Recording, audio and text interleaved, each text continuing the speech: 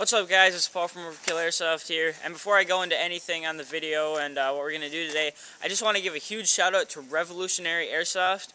He created the intro that you saw in this video for the team. He personally created it for our team itself, and it's an HD intro. Everything's pro about it, so that was really nice of him to do that, and I just want to give a huge shout out to him. Go check him out, guys. The link to his channel will be in one of the corners above. So, and I'm going to have that going through the whole video. So, go check him out, guys. And thank you again to Revolutionary Airsoft for creating the intro for the team. Now, what we're going to do here today, guys, is kind of an overview on the whole field itself, and some of the unique barriers that we have in the field, and how you can really make your own field like ours. And I'm going to kind of give you the layout of the field itself. So, I'm pretty excited here today, guys. We just got a huge snowfall up in Wisconsin, so hope you guys like the video, and let's get right into this. Okay, guys, so we're at the first barrier that I'm going to show you. And before we get into this, guys, I really believe that there are only really 3 types of barriers that you can really make for your field. And we're going to go through them all, but first being this barrier. Now, this is a like downslope barrier. Okay, so this barrier is actually placed on a downslope. So when you're sitting behind it, you actually have more of a coverage, like people won't shoot you as more because you're on the downhill, and then you can just pop up through. And we actually have a little, you know, we cut out a slot for people to shoot through, but you can just pop up, and with a downslope barrier you're going to get way more coverage for your body and for the rest of your team. And I'm just going to bring you around to the front of the barrier and show you what it looks like. Alright, guys, so here's the kind of the front side of the barrier. As you can see, you guys are on the uphill. From the camera angle, you can already see that this is a downhill barrier. But I'm just gonna knock out some snow here. But sorry about all the snow. But this is a very long. It goes down a bit, and a very wide, as you can see, barrier. It goes all the way down to the ground. And I would highly recommend, guys, that if you're going to put a downhill barrier in your field or whatnot, that you make it a very wide barrier so it can cover multiple people, because this barrier should be pretty large. But as you can see, guys, it's a very large barrier coming down from the downhill. And now we're going to move up to the stationary barrier, just up a bit, so let's get right into that. Okay, guys, so coming up to just the stationary barrier here, just going to knock out some snow here. Stationary barriers, they're just basic barriers, guys, just straight up. You can put these anywhere around the field, doesn't matter what size, but this is one of our main stationary barriers here. Again, it's just straight up, no leveling of ground here, just straight up barrier. And you can do whatever you want with these types of barriers, add anything onto them, build forts or whatnot just from these barriers. So as you can see, this barrier is pretty large, going down to about here. So a pretty large barrier, and we actually have handles on this one, guys, as you can see. So you can actually move these, or you can, there's actually 2 barriers like this on our field with handles on them, where you can just move them wherever you want. So that's pretty cool. But nothing much to talk about here, guys. It's stationary barrier, straight up and down. Get nice coverage with this barrier, and again, you can add any modifications to this as you please. So that's pretty much it for this barrier. Let's go move up to kind of the uphill barrier and what you can really do with those. So let's go right up there, guys. Okay, guys, so now we're at the uphill barrier. And this barrier, I think, is a very unique type of barrier. As you can see, we're on the uphill, looking down onto the field. And what I think, I just knocked off some of the snow here, but really, what I think the uphill barrier is for is kind of for snipers, anybody who really wants to see a whole vantage view of the whole field. And as you can see with this barrier, just me sitting, and what I did with this, you can't see down to the ground because of the snow right now. But what this is right here is a dugout trench, basically. That's all it is. I dug out some dirt. I dug out some layers of earth under this, and it kind of creates a kind of a slope down, and then you have the barrier. But as you can see, this does not cover my whole body, guys. And an uphill barrier does not have to be very tall.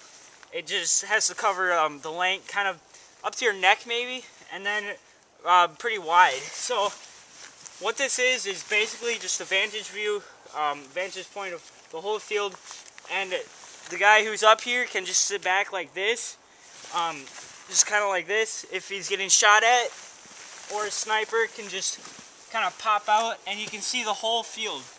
He can see the whole range of the field. And then as you can see right here, guys, snow down the back. That's really cold. Just gonna walk around to the front here. But as you can see, what we did right here, guys, is I mounted some other just basic planks right here. So if you are getting shot at from down there, down from an angle, you can take a bit of cover from these planks. So that is nice. But that's pretty much the uphill barrier. I'll just move the camera angle to the front now, guys, so you can see what it is from the front. Okay, guys, so you got a front view of the barrier right now, and as you can see, it only goes about up to right here on me. But I can easily just kind of pick off people over this barrier, and then I can lean back to where this barrier is covering my whole body if I'm getting shot at from down below. Or I also have these planks up against here to cover me from shots being fired from down there where you guys are right now, kind of at an angle. But the only problem with this barrier, guys, is that it doesn't serve as much cover. So that's why it's more for like a sniper or a heavy machine gunner, or somebody that really has the firepower to really take hold of this barrier and take advantage of this point right here. Okay, guys, so as you can see, we have a variety of barriers that we've built and that we use in our field. This is just one, just kind of a built-up barrier, mostly for crouching down in there. And then this is the kind of a variety of two barriers put together, and then we built up a barrier also. As you can see, we have a pool, and then a simple pallet, and then some pieces of wood kind of propped up against it. So this does serve as a very reliable and also a good way of protection for the person, and this can hold up to probably, like, I think there was at one time in a war there was actually 3 people behind this, so this does serve as a good protection for the team coming from this side of the field. And then as you can see, guys, we actually have me and my friend Spencer, you've seen him in our past videos, we actually found these old rusted up car doors or truck doors up in the woods up here. So we thought that was a really cool find, and now we use them for barriers in the airsoft field. And it's I mean, it's metal, so no beetles will get through that, but it's very protective. And we actually have 2 of these on the field. I'll show you the other one right now. And then here's the other rusted up car door here, guys. So again, both of these, they're placed at different sides of the field, and again, they're metal. And you've probably seen these in a couple wars being used, and they serve really good protection for the team coming from that side. And also, there's one down there, if you can see it. Zoom in here. There's that red one down there, that other one. So these serve as great protection for both teams. And then, guys, finally, for the barriers that we have on this field, we have a number of pallets that are definitely used a lot. This is one of our finest because it's so, me and Mike, you've seen him in past videos, kind of reinforce this with some other wood. So this one is definitely our best pallet that we use.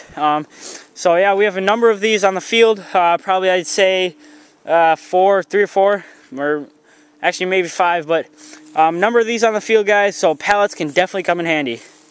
Alright, guys, so just to wrap things up here, you've seen a lot of the barriers we have on our field, and I really hope that you take some of this advice and use some of these barriers for your guys' field and everything like that. But right now I'm just going to show you a diagram of the field that I made. It's kind of it's not that good, but it's just a basic diagram of the barriers we have on the field and kind of how the field really looks from kind of a top view. This is just a simple kind of color up. I just made this on a Photoscape editor or something. So I just edited up this for you guys, and this is just the basic layout of the field. As you can see, there's a long trail going through kind of right through the middle of the field, and this allows great passage right through the field for people to run down, people to just go on, you know, riding sprees and just run down and shoot everybody they can. And this allows just great passage from one side of the field to the other. And then as you can see, we have a number of barriers in the middle of the field. And then we also have some on the lower half of the field. The lower half is actually it's on the downslope. That's where I showed you guys the downhill barrier. But this lower half, I just added this, I think back in October maybe, back in the fall. But it's just a downhill, and we really needed it because we were getting more people at the Airsoft Wars. So we really needed that extra part. And then if you guys can see, up to kind of the top of the field, or if you guys are looking at the diagram right now, up to the top of the field, I'm going to expand kind of more into the forest here, make more barriers, because we keep having more people come to the Airsoft Wars, which is a great thing. So I'm going to expand more into there, and then also, guys, we're going to add some more barriers in, some more trenches, all that good stuff. So that's just a makeshift diagram of the field itself. So I really hope you guys enjoyed this kind of our field just overlook here, and kind of our overview of our field. And take our advice, guys. You know, use some of these barriers, make some of your own, and kind of set up your own field. You can do whatever you want with it. Just be creative. Really, just have fun with making your field. I did. Some of the guys that came up and helped me with it had a lot of fun making it. And you know, be creative. Do whatever you want. But if you want to take our advice and make some of these barriers, they could really help you out a lot and create more of a you know, unique feel to the field. But one thing that I would really recommend you doing if you're going to make your own field is really kind of have it a field that is a size so that there's action kind of continuously going on. You don't want to have one that's too big and that is kind of getting, you know, boring. People are just sitting around not doing anything.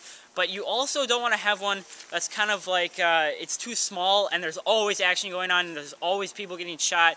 Otherwise, that'll just be way too intense. Just have one that fits you and fits the people. Like, you know, it really depends on how many people are coming up to your Airsoft Wars, but really have one that fits those people, and so there's action kind of continuously going on throughout the game, and that makes it way better, trust me.